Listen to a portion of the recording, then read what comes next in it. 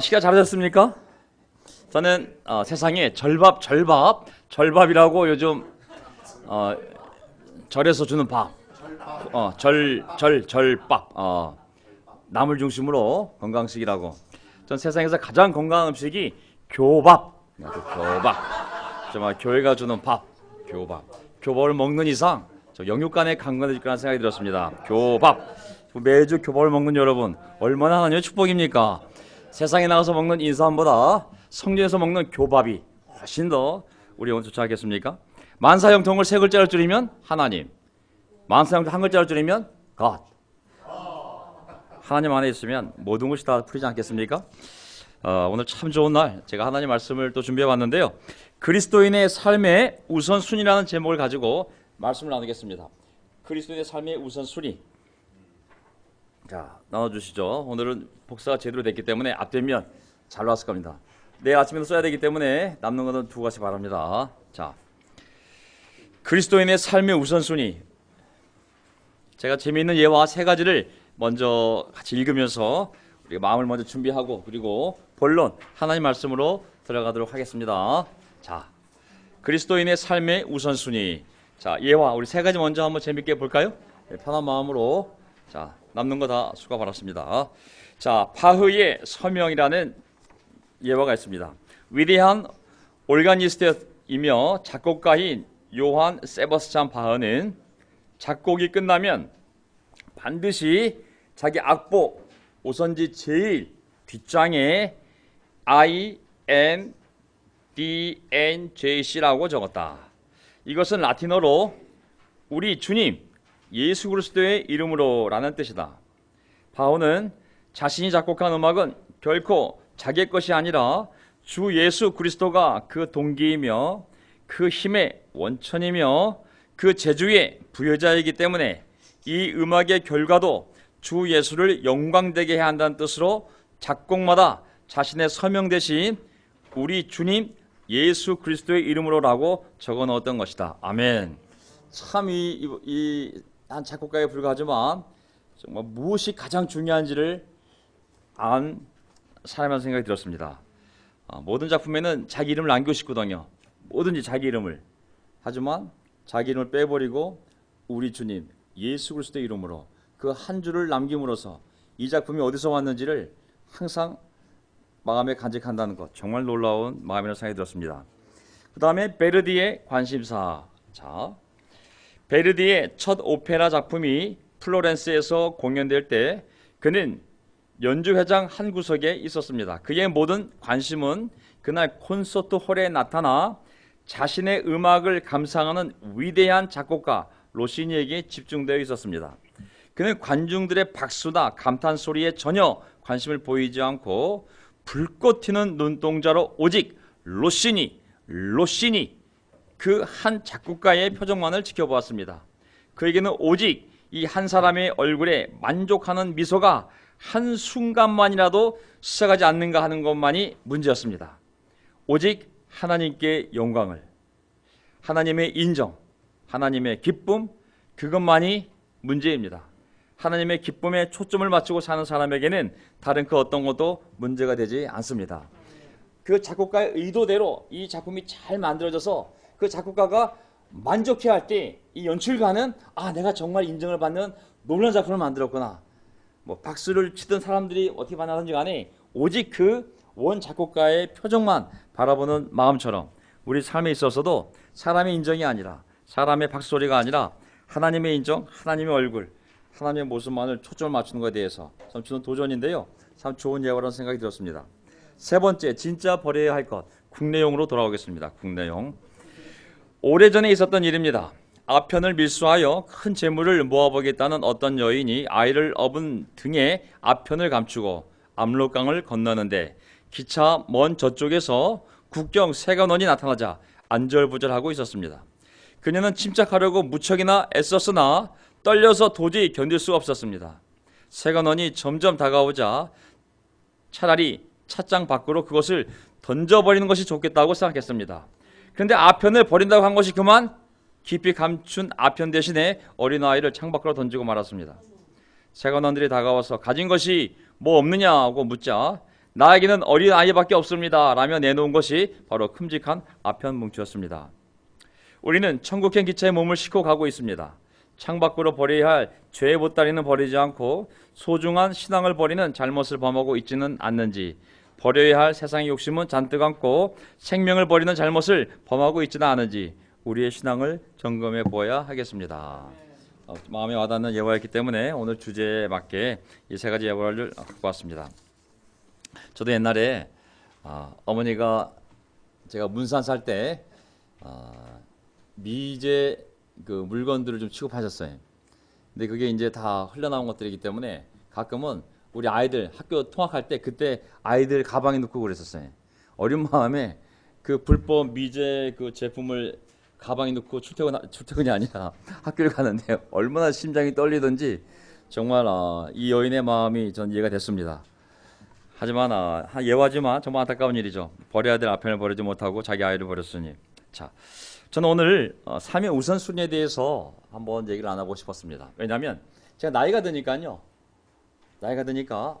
왜 천국 문이 좁은지를 이해가 하겠더라고요. 왜 천국 가는 길이 좁은지를, 왜 구원받는 사람이 적은지를 이해하게 되었어요. 나이가 들수록. 왜냐하면 제가 이제 그 잠실에서 어머니 아버님 그룹이 4월 마지막 주쯤 돼가지고 주중에 목요일 우리 예배드리는 날에 어디 맛있는 데 식사를 간다고 저 약간 차를 타고 나가서 그 함께 다 가자고 그랬을 때 제가 저희는 못 간다고 그랬어요. 아프신 분들도 많고 상황이, 그리고 지금 일도 바쁘시고 몸이 불편하셔서 주중 예배도 못 나오시는데 어떻게 우리가 여행을 할 수가 있겠냐고 제가 단번에 거절을 하고, 만약에 가시는 분이 있다면 제가 확인해서 알려드리겠다고 그랬어요. 제가 느낀 건 뭐냐면 시간이 지날수록 나이가 들수록 점점 영적인 것 집중하지 않으면 왜 천국문이 좁은지, 왜 초대받은 사람은 많으나 들어가는 사람이 적은지를 저는 알게 된 것이죠. 자, 이 삶의 우선순위를 잘못 세우게 되면 한국교회 좋은 전통이면서 잘못된 전통이 뭐냐면 주일 성수, 주일을 거룩하게 지킨다, 성수하면 천국에 가는 것을 오해를 하고 있어요. 주일 성수가 천국에 간다는 이 표현은 성경책에 없습니다. 오히려 요한계시록을 보면 네가 나한테 죽도록 충성하라고, 세상 사람들처럼 모이기를 중단하지 말고 날마다 모일 수만 있으면 예수님이 다가오는 날이 다가올수록 더 모이기 힘쓰라고 계속 모여야 되거든요. 제가 깨달은 게 뭐냐면 모태신앙이 되었던 아니면 어떤 열정적인 세를 받았던지 간에 왜 천국문이 좁고 왜 가는 길이 좁은지를 제가 이 교회 한 30년 있으면서 사람들의 삶을 보면서 이해하게 된 것이죠. 자, 오늘 저는 왜 그리스도의 삶의 우선순위라는 단어를 갖고 말씀을 보고 싶었냐면 점점 우리 삶이 나이가 들수록 하나님께 집중하지 않으면 점점점 세상을 가기가 너무 쉽다는 거죠. 가만히 있으면 저절로 세상을 가는 육신이기 때문에 더욱더 영적이 되려고 노력하지 않으면 저절로 세상적이 되기 때문에 구원에서 멀어져가는 모습을 제가 너무 많이 지켜봤기 때문에 제가 오늘 이 구절을 가지고 다시 한번 우리 자신들이 한번 생각해보는 그런 시간을 갖고자 했습니다. 자, 질서의 하나님 보세요. 한번 포인트 보세요. 하나님은 그냥 무질서의 하나님이 아니고 그냥 아무거나 휙 던진 다음에 그냥 저절로 되라 하는 분이 아니라 철저한 계획과 순서와 중요성을 가지고 이 세상을 창조하셨고 구원을 이뤄가시는 분이잖아요. 그렇죠? 고린도전서 14장 40절, 고린도전서 14장 40절을 보게 되면 거기서 33절부터 보겠습니다. 하나님은 무질서의 하나님이 아니라 평화의 하나님이십니다. 40절, 모든 일을 적절하게 하고 질서 있게 해야 합니다. 모든 일을 적절하게 하고 질서 있게 해야 합니다. 하나님 자신이 질서의 하나님이기 때문에 교회도 그분의 몸이라면 모든 것이 적절하게 질서 있게 이루어지기를 바라는 것이죠. 아무리 좋은 방언이 되었던 예언이 되었던 무엇이 되었든지 간에 질서 있게 하나님 창조한 순서대로, 하나님이 정해놓은 순서대로 하나하나 이루어지기를 바라시는 것이죠. 무엇이 가장 중요한지, 무엇을 가장 먼저 해야 되는지 그 질서를 따라 교회와 개인의 삶이 나아갈 때 하나님의 역사가 우리 삶 가운데 이루어지는 것이죠. 예를 들면 하나님 자신도 얼마나 질서 있게 세상을 창조했는지 창세기 1장을 보면 알 수가 있습니다. 볼까요? 태초에 하나님이 천지를 창조하셨다. 땅이 혼돈하고 형태가 없고 공허하며 empty, 비어있고 깜깜한 어둠이 깊음 위에 있고 이게 이런 상태였어요. 하지만 하나님이 이것을 메꿔 갈 때 한꺼번에 자 너희들 멋대로 멋있게 진화해라 한 것이 아니라 거꾸로 어둠을 빛으로 공허한 것을 채워넣는데 형태를 갖춘 것들을 혼돈과 공허와 어둠을 거꾸로 하나씩 하나씩 채워가는 모습을 볼 수가 있습니다. 그것도 첫째 날, 둘째 날, 셋째 날, 넷째 날, 다섯째, 여섯째, 마지막 인간. 그 하나하나 그 어둠과 그 비어있는 상태의 그 형태가 없는 이 땅을 하나하나 채워가는 하나님의 모습을 보게 되면 참으로 질서의 하나님임을 알 수가 있습니다. 동물도 그냥 만든 것이 아니라 너희들은 멋대로 나와라가 아니라 24절 하나님이 말씀하시기를 땅은 생물을 그 종류대로 내어라. 그냥이 아니라 전부 종류대로. 인간의 DNA, 동물의 DNA를 보면 전부 종류별로 정교하게 DNA가 차이남을 알 수가 있어요. 하나만 건드려도 기형이 되거든요. 자, 하나님이 이렇게 질서 있게 모든 것을 정말 만들었음을 알 수가 있습니다. 사람도 그냥 만든 것이 아니라 하나님이 자기 모습을 닮은 인간을 만들 때 그들을 남자와 여자로 창조하셨다. 야, 이걸 또 나눠가지고 참 이 염색실을 조절해서 남자와 여자로. 그리고 28절 보세요. 순서를 보세요. 하나님이 그들에게 복을 베푸셨는데 자 어떻게 말씀하셨냐면 먼저 생육하고 먼저 열매를 맺으라고, 그 다음에 너희 가족이 늘어나라고, 번성하라고, 그리고 인간이 가득 차라고, 충만하라고, 그 다음에 이 땅에 완전히 퍼지라고, 그리고 살아있는 모든 생물을 다스리라고. 생육, 번성, 충만, 정복, 다스림. 이 정말 하나님의 이 인간이 이 온 지구상에 퍼져나가는 방법을 보게 되면 빛부터 시작을 해서 정말 자기 닮은 인간을 남자 여자로 만들고 그들이 순차적으로 땅끝까지 퍼져서 하나님을 찬양하는 하나님의 대리인으로, 하나님의 관리인으로 살아가게 하는 계획이 하나하나 이루어지는 거 보면 참 질서의 하나님이요 놀라운 하나님이 알 수 없습니다. 자, 남자 여자를 만들 때도 또 순서가 있어요. 그냥 짱! 해서 남자에서 딱 튀어나와야 되는데 디모데전서 2장 13절 알다시피 정리해보면 사실 아담이 먼저 지으심을 받고 그 다음에 하와가 지으심을 받았습니다. 아멘. 형제들, 아멘. 형제들이 먼저 이 세상에 나왔습니다. 이것도 하나님의 창조의 질서요 하나님의 섭리가 아니겠습니까? 하나님이 어떤 거 하나 그냥 저절로 생기게끔, 아니면 우연히 생기게끔, 아니면 너희 멋대로 생기게끔 하지 않고 가장 중요한 것부터 하나하나 순서대로 채워가시는 하나님의 창조 역사를 볼 수가 있습니다. 인류의 구원 역사도 마찬가지입니다. 인류의 구원 역사도 제가 이제 집에서 뭐 하겠습니까? 맨날 성경책 보는 게 일이니까 성경책을 뒤집어 보면 참 하나님의 이 인간을 구해가는 계획도 다 눈에 보이지 않습니까? 히브리서 8장 13절 보게 되면 먼저 하나님께서 히브리서 8장 13절 하나님께서 새 언약이라고 말씀하심으로써 첫 번째 언약을 구약을 낡은 것으로 만드셨습니다. 낡고 오래된 것은 곧 사라집니다. 아멘. 하나님께서 먼저 자기의 백성을 선택하시고 그 백성에게 준 언약이 있다면 그 백성 끝에 태어날 자기 아들 그리스도를 통하여 새로운 언약을 맺을 것을 계획하시고 먼저 옛 언약을 주시고 그 문화 수준에서 그 정도 인간성 수준에서 따라갈 언약을 주시고 하지만 마지막 때가 되면 온 인류랑 맺을 새로운 언약을 염두에 두시고 옛 언약, 새 언약. 놀랍지 않습니까? 하나님이 그냥 하시는 분이 아니라 철저한 계획, 1cm도 틀리지 않는 하나님의 놀라운 계획을 가지고 우리 인류 역사를 세워가는 분임을 알 수가 있어요. 다시 말씀드리면 사도행전 3장 26절을 보세요. 자, 그러면 새로운 언약을 어떻게 맺을 건가? 3장 26절 하나님께서 여러분 한 사람 한 사람을 악에서 돌아서게 하셔서 여러분에게 복을 내려주시려고 창세기 1장에서도 사람들에게 복을 주시며 말씀하시되 또 마찬가지로 한 사람 한 사람이 악에서 돌아서서 복을 내려주시려고 먼저 자기의 종을 이렇게 세우시고 그를 여러분에게 보내셨습니다. 아멘.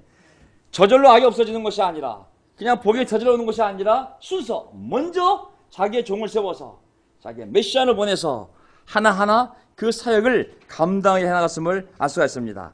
먼저 13장 24절 보세요. 하지만 또 그 종이 오기 전에 또 먼저 어떤 일을 하셨을까요? 그가 오시기 전에 메시아가 하나님의 아들이 이 땅에 오기 전에 요한이 먼저 회개의 세례를 모든 이스라엘 백성에게 선포하였습니다. 아멘. 자, 밥을 먹을 때 아무리 배고파도 바로 그냥 먹을 수는 없잖아요. 워밍업을 해야 되고 순서가 있듯이 그리스도가 바로 오는 것이 아니라 항상 조용필 앞에는 사회자가 나와야 되잖아요. 사회자 없이 조용필이 나오면 얼마나 놀라겠어요. 메시가 오기 전에 사회자인 세례요한이 나타나서 저분이야말로 내가 저분의 신발 끈조차 풀 자격이 없다고, 저분이 세상지를 지고 가는 하나님의 어린 양이라고 다 준비시키지 않습니까? 그리고 사람들을 다 세례를 줘서 회개하라고, 세례받고 회개하라고 마음을 다 준비시키지 않습니까? 그 얘기를 준비한 이 세례 요한을 먼저 보내지 않습니까? 하나님의 준비가 얼마나 철두철미하십니까? 사도행전 11장 13장 46절을 보세요. 자, 그러나 바울과 바나바는 담대하게 말하였다. 우리는 하나님의 말씀을 당신들에게 먼저 전해야 하였습니다. 자, 내가 유대인이, 내 유대인 사도로서 하나님의 잃어버린 어린 양 같은 유대인들에게, 이스라엘에게 먼저 복음을 전해야만 합니다. 그러나 지금 당신들이 그것을 배척하고 영원한 생명을 얻기에 합당하지 못한 사람으로 스스로 판정함으로 우리는 이제 이방 사람들에게로 갑니다. 무슨 말이에요? 복음이 전파돼도 순서가 있는 거예요. 세례 요한이 먼저 와서 사회자 역할을 하고, 그다음에 본 메시아가 오시고 그분이 부활하신 다음에 사도들이 전파될 때 먼저 유대인들에게 복음이 전파되고, 예루살렘과 온 유대와 사마리아와 땅끝까지 순서가 있잖아요. 먼저 하나님의 친백성이었던 이스라엘에게 구원의 기회를 먼저 주고, 하지만 그들이 걷어차면 그 교회가 이방 내에 가도록 하나님의 구원 순서가 있는 것이죠. 놀랍지 않습니까? 모든 것이 질서와 가장 중요한 것부터 순서대로, 개인의 구원에도 순서가 있습니다. 세 번째, 자, 마가복음 16장 16절, 믿고 세례받는 사람은 구원을 얻을 것이죠. 잘 보세요. 순서가 어떤 게 먼저예요? 어떤 사람이 먼저 세례받고 나중에 저 예수 믿어요. 어쨌든 믿고 세례받은 건 마찬가지잖아요. 어리석은 거 아니겠어요? 먼저 예수를 믿고 그 세례의 의미를 알고, 그리고 세례를 받을 때 구원을 얻을 거라 약속하셨잖아요. 그렇죠? 순서를 인간이 섞으면 안 돼요. 레위기법 있어요. 레위기법. 얼마나 정교해. 함부로 아무 부위나 아무 때 나와서 할 수 있는 것이 아니라 정해진 때에, 정해진 제사장한테, 정해진 제단에, 정해진 부위에 정확하게 바쳐야지만 하나님이 연락하신다 그랬거든요. 하물며 구원을 받을 때 지멋대로 믿기만 하면, 회개만 하면 그것은 교만인 것이죠. 말씀에 따르면 순서가 있어요. 예수 믿고 세례 받으라고. 세례 안 받으면 어때요? 믿기만 하면 되죠. 네가 하나님이니? 받으라면 받아야 되는 것이죠. 함부로 순서를 바꾸거나 빼면 안 되는 것이, 거긴 놀러 하나님의 계획이 있는 것이거든요. 사도행전 2장 38절 보세요. 회개하십시오. and 회개하십시오. 그리고 여러분 각 사람은 예수 그리스도의 이름으로 세례를 받고 그 다음에 죄 용서를 받고 그러면 성령을 선물로 받을 것입니다. 이거 함부로 바꿀 수 있어요, 순서를? 여기 and가 and예요. and가 and라고. 회개하고 세례 받으라고. 그럼 앞에 믿고 세례 받는 것처럼 믿고 회개하고 세례를 받으라고. 그러면 순서예요, 순서. 그러면 죄 용서를 받을 거라고. and 그러면 너는 성령을 선물로 받을 거라고. 이 순서를 마음대로 바꿀 수가 있어요, 어떤 사람이? 제가 어느 날 그냥 성경책 읽다가 눈물이 흐르면서 회개하면서 성령을 받아버렸네요. 그거는 네 감정이고, 그건 당신 감정이고, 성경 순서를 따라야 되는 것이죠. 자기 삶을 성찰하고 회개해야 되고, 예수님을 온전히 십자가의 구세주로서 믿어야 되고, 그리고 예수님의 이름으로 세례를 받으면 죄 용서를 받을 거라고. 그러면 성령을 선물로 받을 거라고. 이게 사도행전에 나와 있는 모든 세례의 원형입니다. 어떤 데 가서는 믿음을 강조하다 보니까 회개가 빠질 수 있고, 어떤 데서는 회개를 강조하다 보니 믿음이 빠질 수 있고, 어떤 데서는 세례를 강조하다 보니 성령이 안 나올 수 있지만, 어쨌든 이것이 하나님 우리에게 준 구원의 순서인 거예요. 함부로 사람이 이 순서를 빼거나 더하거나 묵살하면 안 되는 것이죠. 하나님은 어리석어서 이 순서를 준 것이 아니니까. 진리의 중요성에도 또한 순서가 있는 것이죠. 고린도전서 15장 3절 보세요. 제가 그만 영어로 다 갖다 붙였네요. 우리 회중의 수준을 제가 이 정도로 생각한다고 이해하시기 바랍니다. 여기 보면 어쨌든지 간에 자, 이 고린도서 15장 잠깐 보세요. 내가 받은 것을 여러분에게 전했으니 가장 내가 받은 것이 여러분에게 전해졌는데 가장 중요한 것으로서 진리도 여러 가지 뭐 수많은 가르침이 있지만 가장 중요한 진리, 가장 중요한 가르침이 있거든요. 이 first importance라고 했잖아요. 가장 중요한 것. 그게 뭐냐면 그리스도가 죽었다 우리의 죄를 위하여. 성경 구절에 따라서 성경 구절을 이루기 위하여. 무슨 아시겠죠? 가장 중요한 진리.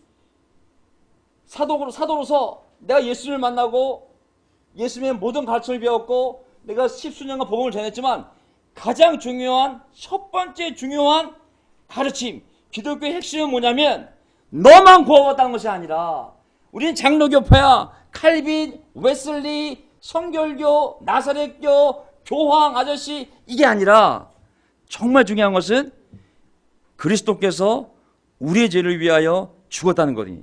이게 가장 중요한 거니. 진리에도 가장 중요한 것이 있잖아요.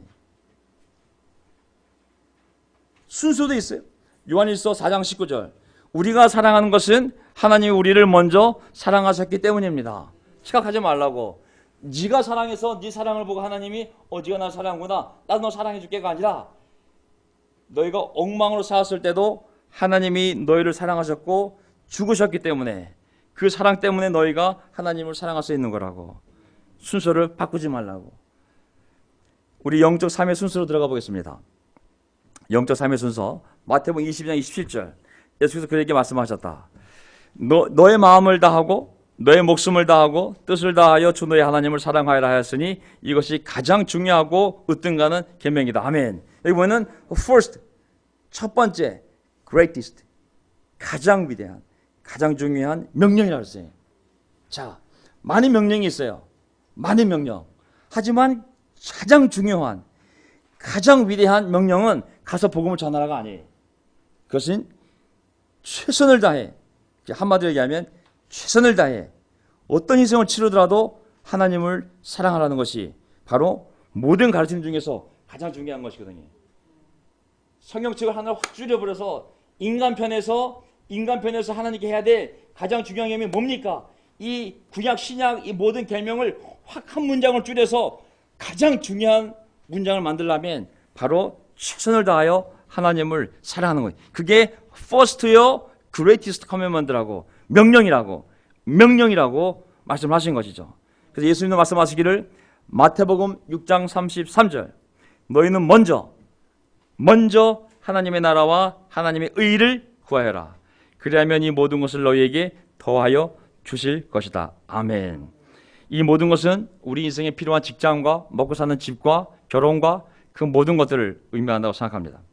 저는 이 6장 33절 first 그의 나라와 그의 일을 찾으라고 구하라고 이 순서가 틀려지게 되면 삶에 많은 어리석은 고통이 따르게 됩니다. 이 순서를 바꾸게 되면 하나님이 덤을 주실 것을 위해서 열심히 피땀 흘려 일하고 그 다음에 하나님의 나라와 의를 구하게 되면 많은 고통이 우리 인생에 따르게 되었습니다. 그리스도인은 믿음으로 하나님의 은혜로 살아가는 인생이지 우리가 수고한 만큼만 먹고 사는 인생이 아니기 때문에 너희는 먼저 하나님의 나라와 의를 구해야 되는 것이거든요. 이 순서가 바뀌게 되면 크리스찬이 아닌 사람의 삶의 형태가 큰 차이가 없어요. 차이가 하나 있다면 딱 하나예요. 주일날 예배 오는 것. 그거 외에는 삶 형태에서는 큰 차이가 없는 것이죠. 저는 우리가 이제 나이가 삶의 무게가 많이 무거워졌기 때문에 진짜 삶의 현실에서 많은 도전과 유혹을 당할 수밖에 없습니다. 어쨌든지 간에 하나님 말씀은 변함이 없어요. 2000년 전이나 지금이나 먼저 하나님 나라 의를 구하는 거거든요. 그래서 옛날에는 집을 이사할 때도 기준이 분명했어요. 기준이 교회 옆에 아니면 목사 옆에 아니면 형제자매들 옆에. 왜? 모이게 힘쓰려면 이 방향 외에는 아마 다른 이유가 될 거라고. 그래서 우리 가능하면 그렇게 해서 신앙촌들을 만들어가고 서로 모이기 힘쓸 수 있도록 모일 수만 있다면 어떻게 해서든지 날마다 모일 수만 있다면 날마다 모이는 것도 하나님을 기쁘게 하는 일이지 잘못된 것은 아닌 거거든요. 하지만 이제 직장, 또 건강, 또 자녀들, 또 부모님, 또 경제적인 문제 여러 가지로 우리가 흩어져 있어요. 어쩔 수 없다 치더라도 하나님 말씀 변함이 없습니다. 먼저 하나님의 나라와 의를 구하는 것. 아멘. 아멘. 네. 아멘 안 하신 분 삶에 많은 고통이 따릅니다. 그 제가 하는 말씀이 아니라 성경이 반복해서 하는 얘기예요. 반복해서. 이 순서가 바뀌면 이 모든 것을 너에게 하나님이 더해줄 것을 내가 열심히 하고 그 다음에 이제 끝나고 나서 하나님 나라의 의를 구해야지 하게 되면 많은 고통이 삶에 따르게 됩니다. 자, 그 다음에 또 삶의 순위에서 보게 되면 5장 24절 너는 그 재물을 제단 위에 놓아두고 먼저 가서 너 형제나 자매와 화해하라. 그런 다음에 돌아와서 예물을 드리라. 하나님이 예물을 받더라도 먼저 해결할 문제가 있으면 먼저 해결하라고. 그게 난 더 기쁘다. 이 예물보다 그게 더 기쁘다. 하나님의 우선순위 보세요. 먼저. 여기 오신 분들은 먼저 하나님 나라의 의를 여기는 거 아니겠습니까? 저는 여기 계신 분들이 도전이 아닙니다. 인터넷 듣는 분들도 이 도전이 아마 해당되지 않을 수가 있어요. 하지만 삶에서 중심이 이미 하나님을 떠나신 분들은 떠나가고 있는 분들은 기억할 게 있어요. 천국은 좁은 문이고 좁은 길이에요. 많은 사람들이 들어가려고 했으나 들어가지 못할 거라고 예수님이 말씀하셨어요. 제가 이 교회에 있으면서 교회 30년 지켜보면서 왜 천국에 들어가기 힘든지를 이제 이해하게 된 거예요. 주일 성수한다고 천국 간다고 생각하면 그거는 성경책을 다시 쓰시는 거예요. 성경책에는 죽기까지 나에게 충성하라고 그랬어요. 죽기까지. 그들에게 나에게 멸류관을 줄 것이고 이기는 자에게 나는 천국의 생명, 샘을 허락한다고 그랬거든요. 기독교 신앙은 믿기만 하면 아닙니다. 절대 편안한 진리의 길이 아닌 것이죠. 우리가 더 많은 사람을 진리 안으로 끌고 가야 됩니다. 자, 그 다음에 마태복음 7장 5절 위선자야 먼저 내 눈에서 들보를 빼내어라. 그래야 너의 눈이 잘 보여서 남의 눈 속에 있는 티를 빼줄 수 있을 것이다. 먼저 너의 눈에서. 남의 눈. 우리 운동이 ICOC 운동이 특히 제자 훈련을 너무 잘해. 제자 훈련. 뭘 잘해요? 잘못을 잘 찾아요. 뭐가 바뀌어야 돼? 뭐가 바뀌어야 돼? 뭐가 바뀌어야 돼? 근데 제가 바라는 건 뭐냐면 바뀌어야 돼가 아니라 자기가 먼저 바뀌면 돼. 우리가 약점이 뭐냐면 남의 약점을 잘 보지만 자기 약점을 잘 못 본다는 거예요. 운동으로서. 그래서 먼저 우리 안에 있는 내 눈에서부터 약점을 찾고 나부터 회개하면 하나님이 더 많은 변화를 우리 안에 만들 수 있거든요. 사실은. 내 눈에서. 그 다음에 마태복음 23장 26절 눈먼 바리새파 사람들아 먼저 찬 안을 깨끗이 하여라. 찬 안쪽을 먼저 깨끗이 하라고. 그러면 겉도 깨끗하게 될 것이다. 바리새파 사람들은 찬 밖만 열심히 닦은 것이죠.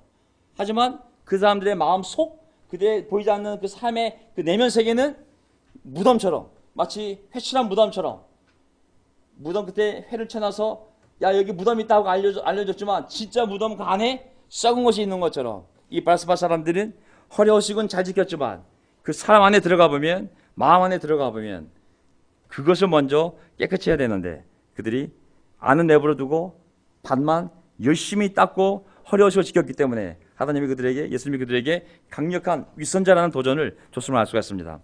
디모데전서 3장 10절 이런 사람들을 먼저 시험하여 보고 책망을 받을 일이 없으면 집사의 일을 하게 하십시오. 집사를 뽑을 때도 먼저 사람들을 테스트해 보라고. 뽑은 다음에 테스트하는 것이 아니라 테스트해 보라고. 그들의 삶을 잘 보라고. 회중들이 집사를 세우고 싶으면 그 사람의 삶을 다 보게 하라고. 어떻게 사는지, 어떤 믿음인지, 신앙의 비밀이 있는지 다 노출시키고 시험하여 보고 책망 받을 일이 없으면 그때 집사 일을 하게 하라고. 그 집사가 선임이 되면 그 집사와 함께 제가 제주교회를 만들어서 교회를 대표하는 기구를 만들 예정입니다. 제가 집사 후보자가 생기게 되면 어나운스를 할 거고 여러분들 중에 제가 집사 후보자를 뽑아서 여러분들에게 어나운스를 하고 여러분들 그들의 삶을 지켜보고 제가 1년 뒤에 그들을 집사로 세울 때 문제가 있는지 없는지를 여러분 눈을 다 봤기 때문에 여러분을 섬길 사람들이기 때문에 다 함께 시험해보고 그리고 집사 일을 하게 하라고 명령하고 있습니다. 순서가 있습니다. 순서가.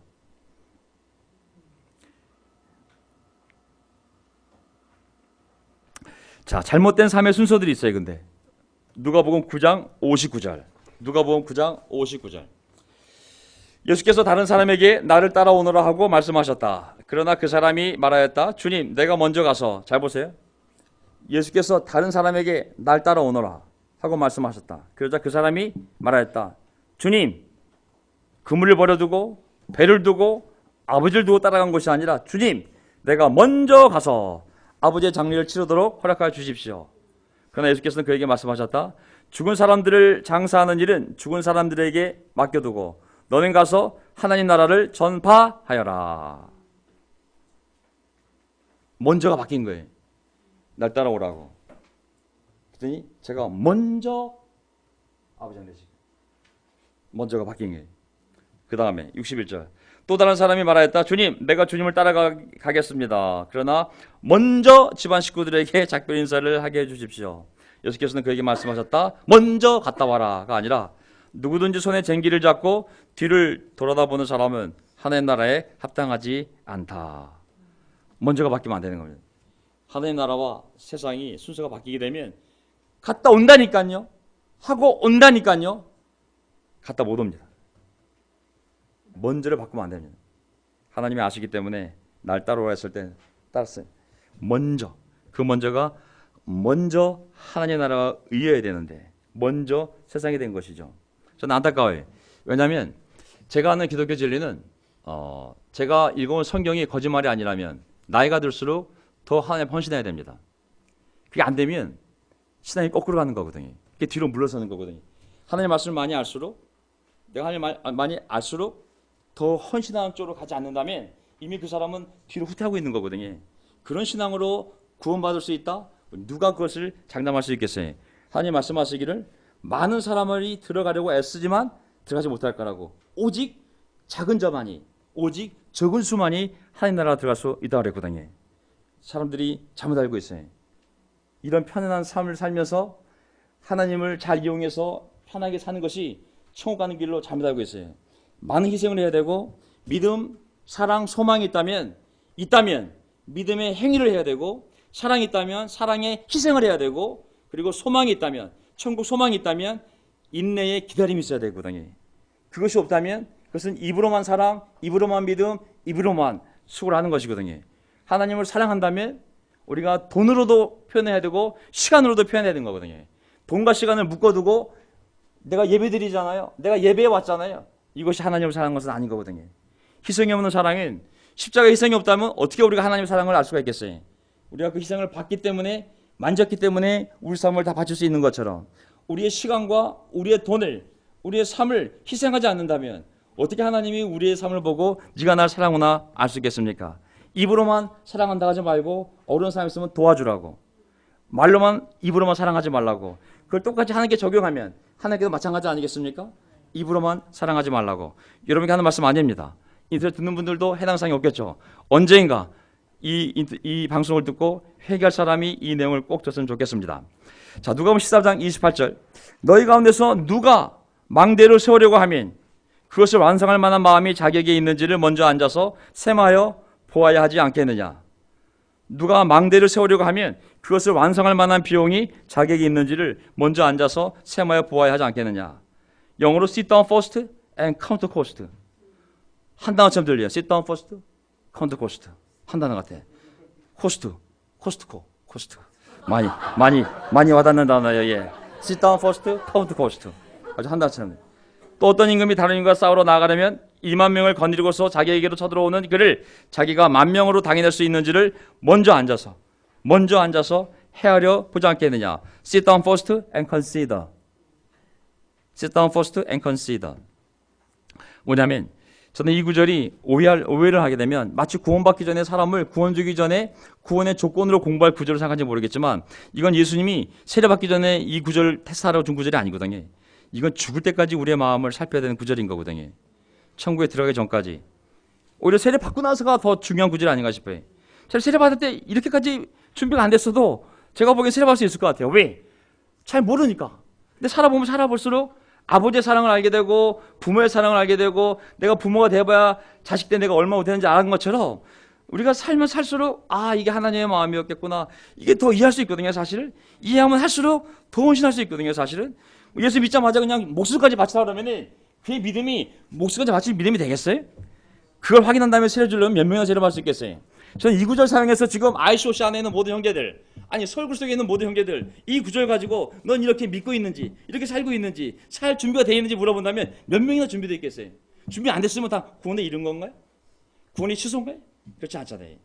저는 우리 삶의 잘못된 순서들을 보게 되면 누구든지 손에 쟁기를 잡고 뒤를 뒤돌아보는 사람은 하나님 나라에 합당하지 않다. 손에 쟁기를 잡고 뒤를 돌아본 사람이 많아진 건 사실인 것 같아요. 하나님 나라에 합당하지가 않다고. 그리고 카운트 코스를 해보라고. 저는 교회로서 여러 가지 교회가 해야 될 많은 일들이 있지만은 많은 은혜를 받는 교회라면 정말 많은 은혜를 받고 그 많은 은혜를 받고 감사하고 찬양하는 그런 마음이 준비되어 있다면 하나님이 그 교회를 통해 하실 일이 뭐겠습니까? 더 많은 사람을 구원하는 거 아니겠습니까? 많은 사람을 구원하는 거예요. 많은 사람을 구원하는 삶에 내 삶이 헌신되어 있지 않다면 그것에 대한 꿈이 있고 또 그것에 대한 계획이 있고 마음이 있고 또 그것에 대한 필요를 느끼고 하고 있지 않다면 저는 다시 한번 카운트 코스트를 해봐야 되는 것이죠. 내가 너를 사랑하는 업으로 불렀는데 더 이상 사람을 낳고자 하는 열망이 없다면 마음이 없다면 삶의 꿈이 없다면 저는 교회를 떠나는 얘기가 아니라 회개하라고 말씀을 드리고 싶은 것이죠. 저와 함께 다 회개합시다. 아멘. 저는 4월부터 시작해서 봄이 왔거든요. 형제자매들 보니까 점점 삶이 무거워지면서 점점점 하나님을 떠나는 모습이 보여요. 처음에 여기 명동 나왔을 때 주중예배 30명씩. 신기한 건 뭐냐면 영화로 추워지면 추울수록 더 많은 사람이 오더라고요. 막 소나기가 쏟아지면 쏟아질수록 더 많이 오더라고요. 사실은 신기하더라고요. 아니 이렇게 추운데도 힘든데 그 먼 데서 막 하남에서도 오고 뭐 수원 뭐 하여간 엄청나게 막 진짜 오더라고요. 날씨가 좋아지니까 더 안 와. 상황이 더 편해지니까 더 못 오더라고요. 물론 여러 가지 이유가 있습니다. 억지로 절대 못 옵니다. 또 다 오는 것만이 답은 아닙니다. 하지만 올 수 있을 때 우리가 최선을 다하여 모이게 힘쓰고 그리고 이제 방문자를 초대하고 사람을 구원하는 교회로 나가야 되거든요. 사람을 구원하는 일, 그 결코 쉬운 일 아니지만 하나님이 거기에 모든 물적 인적 자원을 거기 쏟아붓거든요. 99마리의 양을 두고 한 마리의 양을 찾으러 나서는 하나님의 마음을 얘기하고 있잖아요. 9드라크마가 있음에도 불구하고 잃어버린 한 드라크마를 찾기 위하여 온 집을 뒤집는 한 여인의 모습이 나오잖아요. 두 아들이 있는데 못돼 먹은 자식이지만 그 자식이 돌아오기를 간절히 바라는 하나님의 마음을 우리가 알고 있잖아요. 예수님 이 땅에 오신 이유는 잃어버린 양을 찾아 구원하라는 것이지 의로운 양들과 함께 먹고 마시기 위해 온 것이 아니거든요. 교회가 앞으로 계속 사람을 구원하는 일에 초점을 맞춰야 됩니다. 아멘. 저는 계속 그 일에 초점을 맞추겠습니다. 저 자신부터도 그 방향을 잡을 거고 우리가 모이게 힘쓰고 영적으로 올라온 다음에 우리가 그 다음 단계는 사람을 구원하는데 우리의 초점을 맞춤으로 말미암아 정말로 하나님께 영광을 돌리는 그런 교회가 됐으면 좋겠습니다. 자, 이 내용은 도전적인데 여기 오신 분들은 사실 도전받는 일 없어요. 왔으니까 최선을 다하고 있으니까. 하지만 언젠가 이 설교를 듣게 될 마음이 미지근해진 분들이 있다면 이 설교가 사람의 설교가 아니라 하나님의 음성임을 기억하시고 회개하시고 그리고 다시 만나기를 바랍니다.